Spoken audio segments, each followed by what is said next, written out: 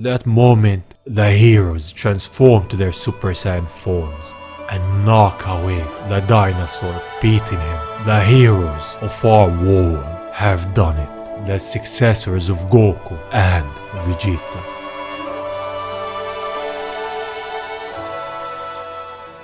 Years has went by. Goku is not on Earth anymore like he used to. He left it to his successors, Goten and Trunks. For now, they will protect the Earth in his absence and the absence of Vegeta. We explored before part of the story after Dragon Ball Broly and after everything that happened in the manga. Years after that, before Dragon Ball Superhero, we followed the lives of Goten and Trunks. They became the Saiyans. We saw back then new characters like Dr. Hido, who is the grandson of Dr. Gero, who created Cell, and the androids. We explored part of the story in the slice of life aspect of Dragon Ball, where those two became the main focus of the story. We saw Trunks taking a disc from Dr. Hido's hideout, and if you wanna see the whole story, I will leave the link in the description to watch the previous part. But now we're gonna finish the chapter of them both becoming the superheroes and taking the shoes of Goku and Vegeta in their absence. The story of Goku's successor on Earth.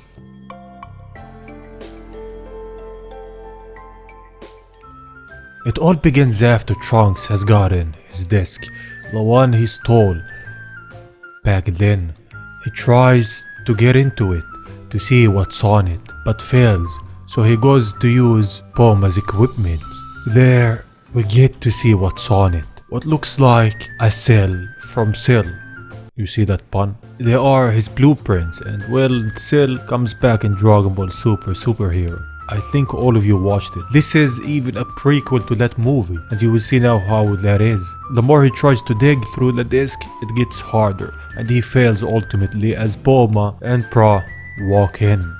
And she starts yelling at him while Pra fixes what Trunks has done. Even Bulma says that she's smarter than him, and well, she's not just smarter, she has more potential to become stronger. And this is a topic for a different video. Nonetheless, we go back to our slice of life Dragon Ball. Bulma tells him that he has a special job starting now. It's Mai. She's going to school with him, although she's much older. Bulma realized that it might seem unnatural and spark rumors if Mai, who looks like Trunks' age, never attended school. This is why she will go with him from now on. And well, we all know he's in love with her, so it works out for him.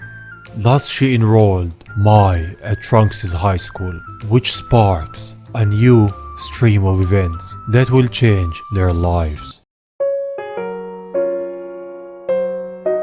When they go to school, Mai, well, she looks more mature than almost everyone there, and they notice they all have a slight crush on her and start questioning her about her life. Is she working and living in the capsule corps? Does she have a boyfriend? Which Trunks responds to, since he wants to be that boyfriend. Another kid enrolls in. His name is Beta, and yes, it's a pun for Beta. Some time passes after that, and they go to play basketball.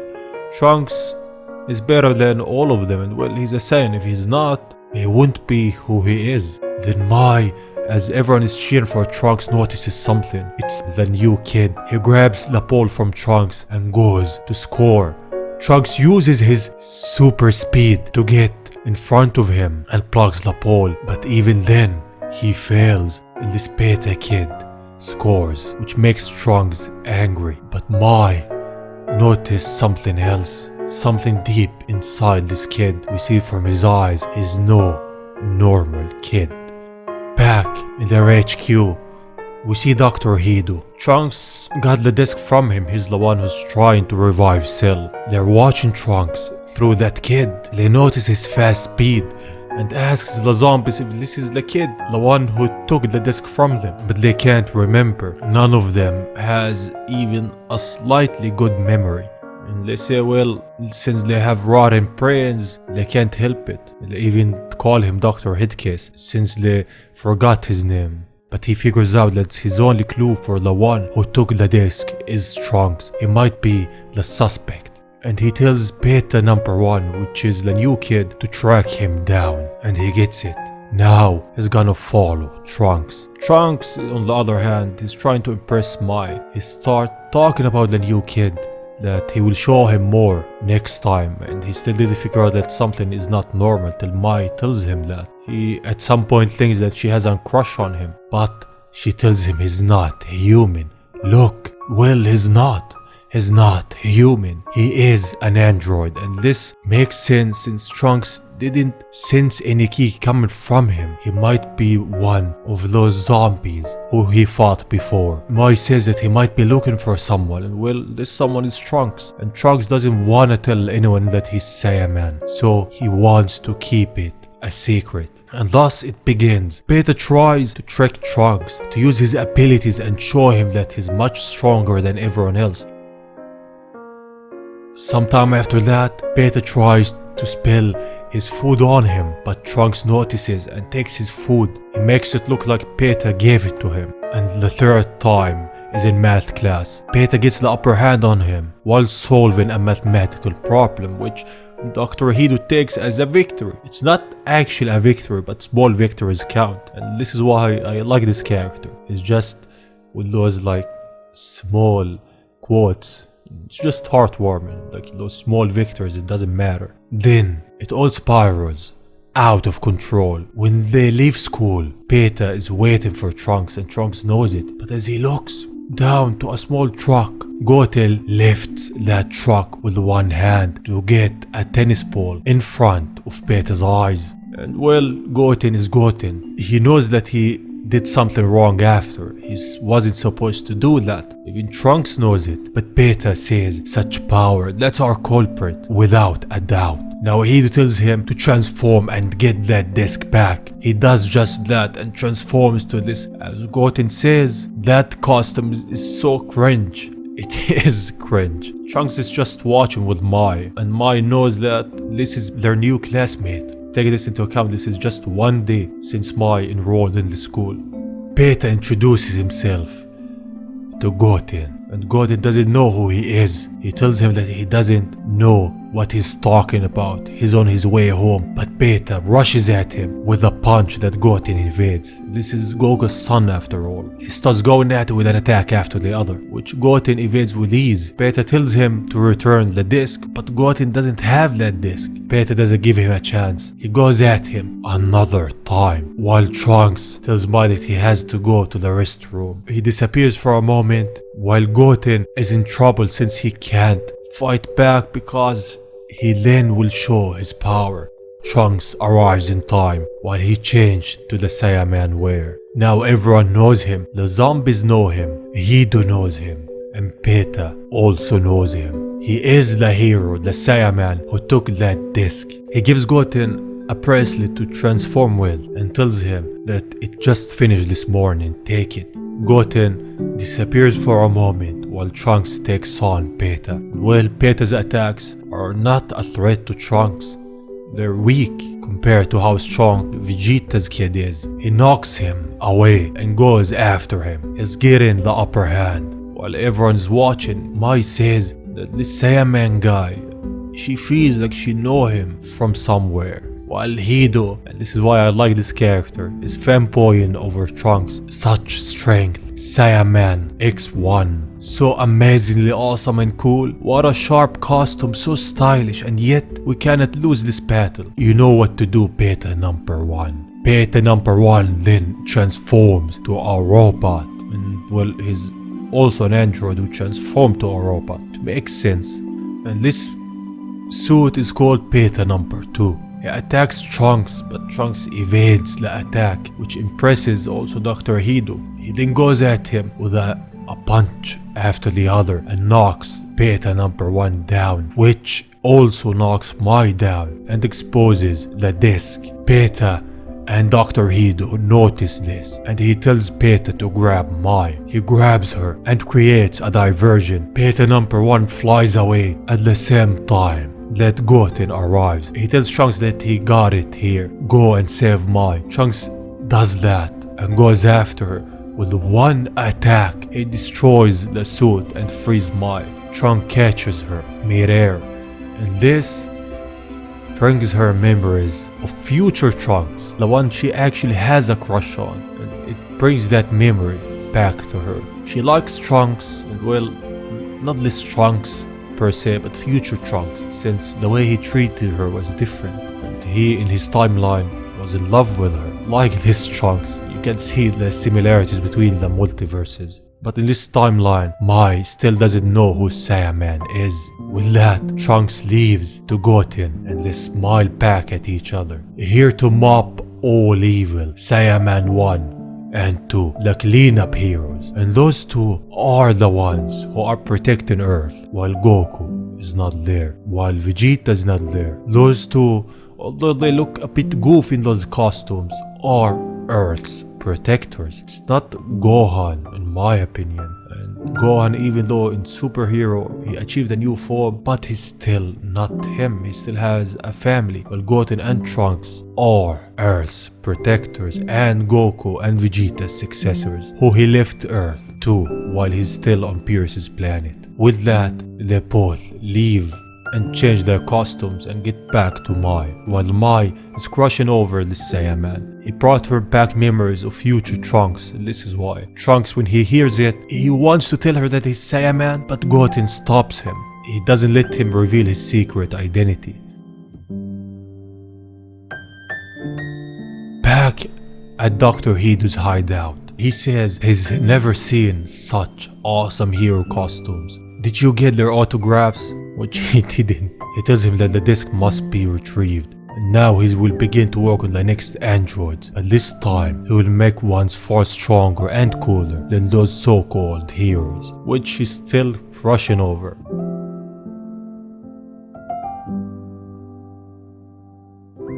In the West Capital, we follow Krillin. He's on the pursuit of those zombies from back then. He starts asking for them. He asks one pedestrian, which tells him that they work in that shop over there. In that exact moment, Krillin looks as he sees a knife falling to the ground. It's one of those zombies who's working there. Krillin, seeing this, he goes to the store. Mai is also in that store. He has some questions for them and for their boss. They're coming down with him. They try to escape, but Krillin stops them. On the other side of town, it's Goten. He's on the flying Nimbus going to school.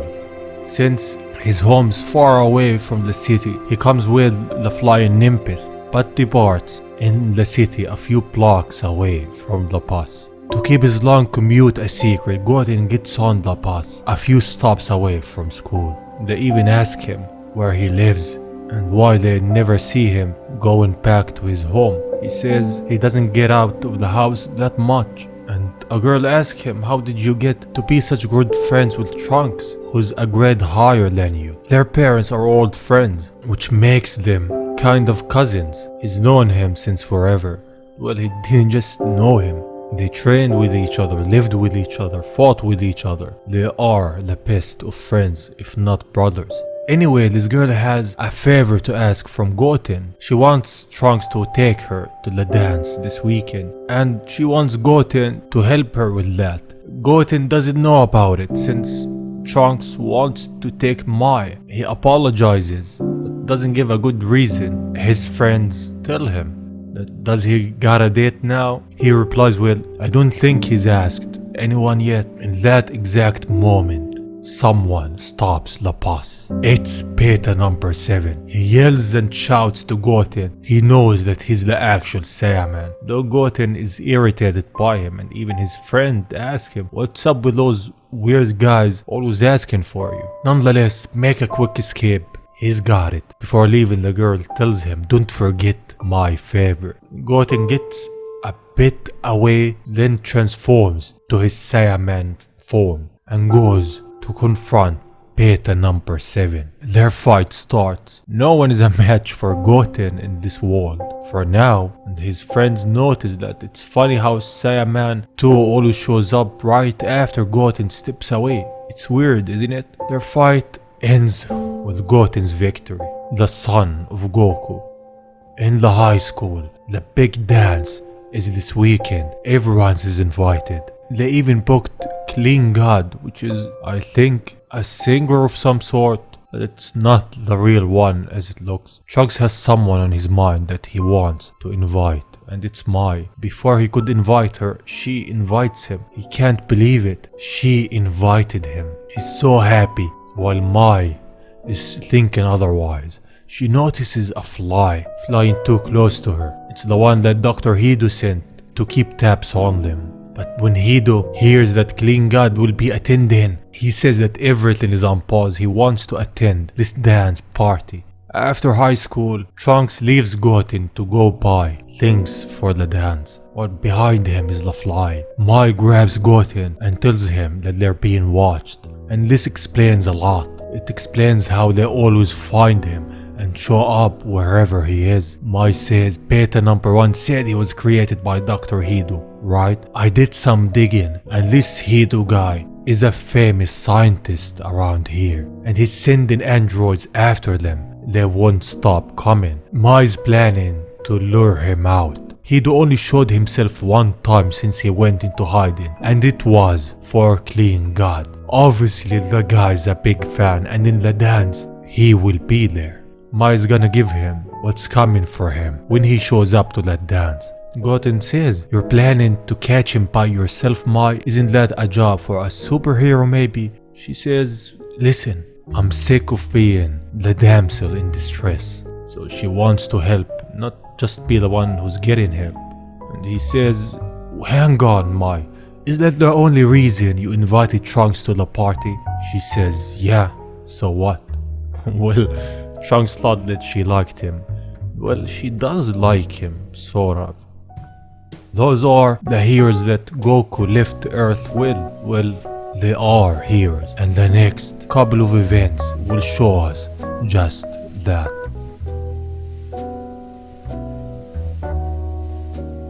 Day of the dance. Goten arrives with the girl from the bus, while Mai's wearing an armor and Trunks is in a tuxedo. You can see the differences in what both of them think.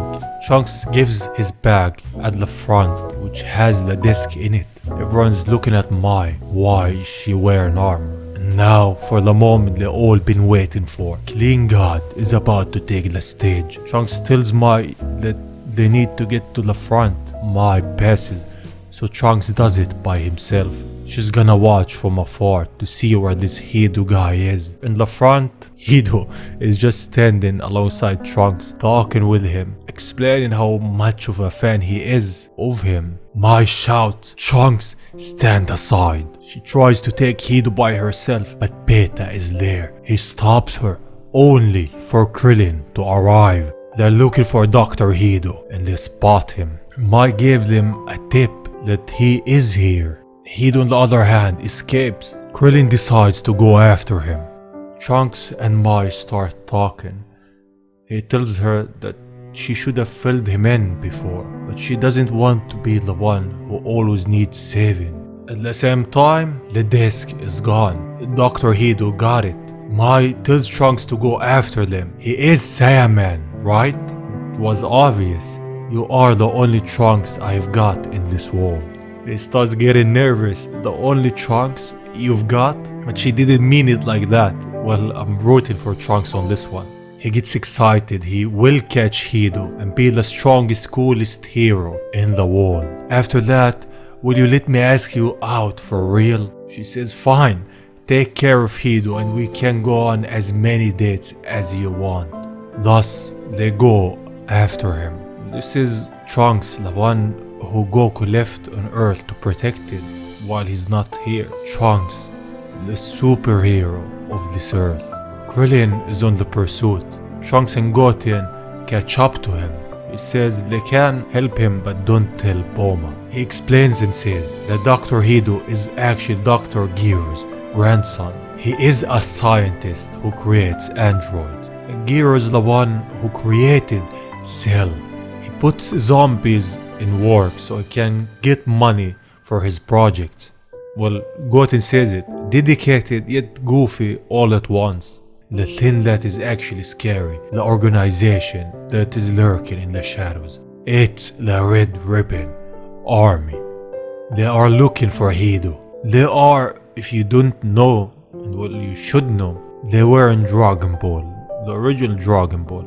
And well, in Dragon Ball Z, there are a bunch of bad guys, to say the least. Trunks knows of them. They want Hido to work with them. With him, they will become an unstoppable force. Trunks says that the disc has blueprints for some creature. Krillin has a bad feeling. He doesn't want the Red Ribbons to get their hands on Hido. In the middle of their flight, they just stop. Something wrong? Trunks and Goten chatting. Goten, this is the big break we've been looking for, right? Right? We get it. We get to be actual superheroes for real this time. They start celebrating before they even became superheroes. They've got a super evil villain to beat. They're excited. Well, they should be. They are just like Goku. They are real heroes. They will protect this planet. He doesn't want Chi-Chi to know also. It's just funny. Krillin is just like a babysitter. They're going with him and he doesn't want their moms to find out. In Dr. Hido's HQ, the three heroes arrive. Hido has gotten himself a new android, a dinosaur at that. He's much powerful than any of the beta androids. He goes at our heroes, grabbing Goten while fighting the others. He's mad strong, I'm not gonna lie. But the blast he's dealing is destroying the hideout inside the mountain. It's giving Goten and Trunks a bit of rough times. Trunks tries to use a key blast, but it doesn't even scratch him. Though Krillin uses his brain a bit and says that he is an android with mechanical parts. That's his weakness. And behind his neck, he sees it and destroys it, which renders this dinosaur useless. At that moment, the heroes transform to their Super Saiyan forms and knock away the dinosaur, beating him. The heroes of our war have done it. The successors of Goku and Vegeta.